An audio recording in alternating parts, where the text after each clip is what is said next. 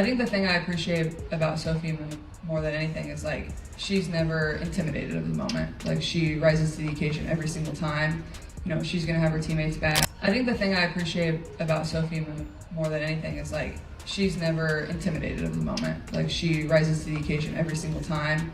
You know, she's gonna have her teammates back. She loves when, when our backs are against the wall, she's gonna be one that has the loudest voice, and she's gonna be out there fighting and scrapping, and no matter what situation it is, whether we're down 20, we're up 20, it's the same Sophie. And every single team in this league would probably kill to have a player like that. So really fortunate that she's on our side, and Sophie's just a really cool person. She's a good soul, but when she steps on the floor, she's fierce, she's fiery, and she's gonna do anything to help our team win. So I really appreciate that about her.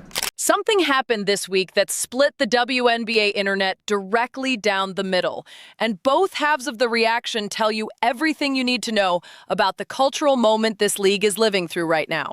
Quoted it on camera, talked about it in interviews without being asked, reposted content about it on her own platforms to an audience that moves merchandise at a scale other players in this league cannot approach, and called the design exactly what it is, and told fans directly to go check it out when it drops on July 24th. And within hours, the reaction did what reactions in this specific ecosystem always do. It divided immediately, decisively, and loudly. Why do they have a shoe?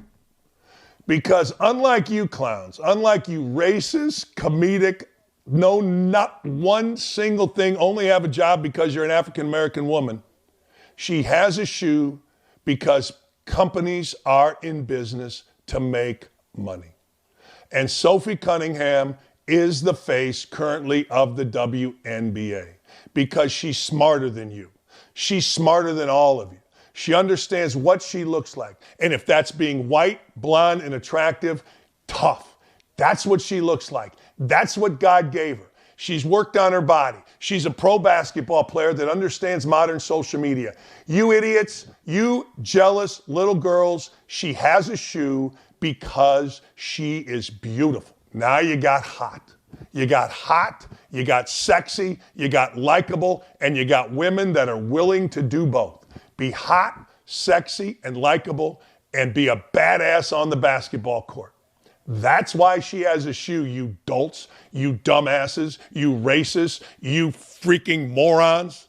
But you all keep... Adidas player could have manufactured on purpose. During a game involving Dana Bonner, Cunningham stood her ground and pointed at her for 22 consecutive seconds until arena staff had to physically walk her off the court. That clip did not circulate only within the existing WNBA audience. It traveled to wrestling accounts, political commentary pages, meme communities, and sports discussions that had never engaged with women's basketball content before. By the end of the year, in Google's annual search data, Cunningham ranked 7th among all athletes in the entire country in raw search volume. 7th among all athletes. She was the only woman in the top 10, ahead of Clark herself in pure search numbers. That is not manufactured hype. That is organic cultural reach of the kind that shoe companies build player exclusives around, not points per game. Authentic cultural momentum that generates the kind of public attention brands cannot buy. When Clark saw the shoe announcement, her reaction was not surprise. It was visible pride. She knows what went into this moment. She has watched it build over years. And when she decided to promote it publicly with her full commercial weight behind it, she was not doing a favor for a friend.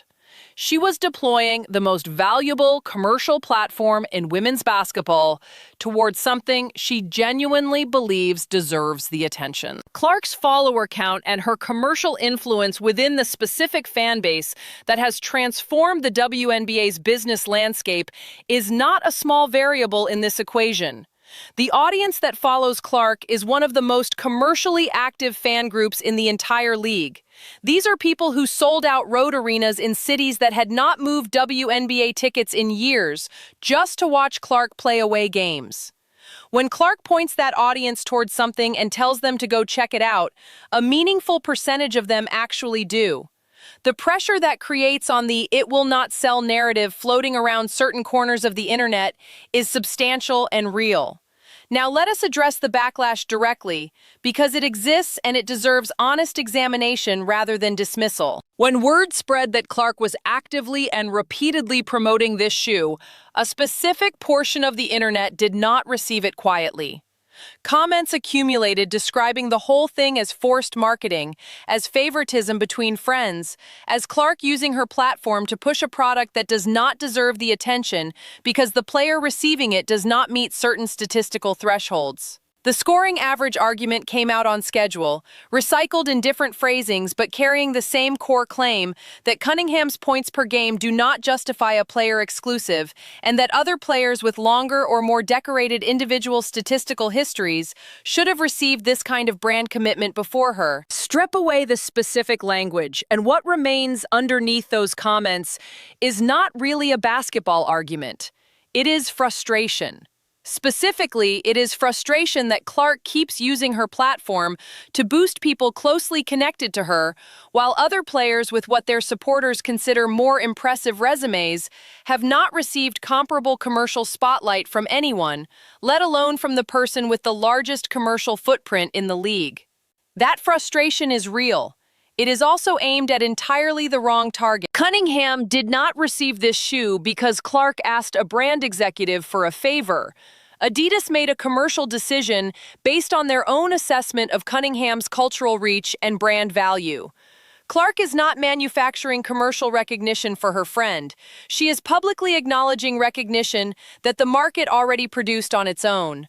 Those are fundamentally different things, and the distinction matters for evaluating the legitimacy of the criticism. The same people writing paragraphs about how Cunningham does not deserve this shoe are in many cases the same voices that have been demanding more commercial investment in WNBA players across the board throughout this entire season. The argument that a specific player who achieved 7th place in national Google search volume among all athletes is somehow undeserving of a player-exclusive shoe deal from a brand she has represented consistently for 3 years requires a standard of evaluation that does not hold together under honest scrutiny. Cunningham has not been a backup player who happened to go viral once. She has built a distinct public identity through a combination of authentic behavior, genuine competitive intensity, and specific moments that transcended the normal boundaries of WNBA coverage. The June incident with Dana Bonner was not a planned promotional moment. It was Cunningham being exactly who she is in front of a national broadcast, and the response from an audience that extended far beyond the typical WNBA viewer demographic was the market validating what Adidas had already assessed. What Clark is doing by publicly promoting this shoe is not complicated and it is not political. She believes in what Cunningham built. She watched her earn this recognition through years of work that operated well below the radar of mainstream coverage. She has said publicly and directly that she will never forget the moments when Cunningham showed up for her without being asked. And she is choosing to show up for Cunningham in the one specific way that her position in this commercial landscape makes uniquely valuable. Most superstars do not do this. The commercial convention for the biggest name on a team is to protect their own brand, keep their endorsement relationships separate from teammates' business dealings, and maintain the kind of strategic distance that preserves their individual commercial value. Clark chose to do the opposite, publicly, repeatedly, without waiting to be asked. That is the story. Not the backlash, not the recycled scoring average argument, not the manufactured controversy about whether this constitutes some form of favoritism that violates an unwritten code that nobody else in this league actually follows consistently anyway. The story is one teammate with the largest commercial platform in women's basketball using it publicly and genuinely to support another teammate who earned a significant commercial milestone through years of unglamorous work and one authentic moment that reached the entire country. The shoe is real, the design is sharp, the cultural momentum behind it is documented and measurable. The commercial infrastructure that Clark is now pointing at it is genuinely significant. July 24th is the date it drops at $120. And Cunningham, as has been her consistent pattern throughout this entire season of noise and scrutiny and controversy and doubt directed at everything she and Clark are associated with, looks completely unbothered by any of it. She is going to let the shoe speak for itself. She is going to let the numbers answer the critics. And she is going to do exactly what she did in that arena in Phoenix. Point at every last one of them once the results land.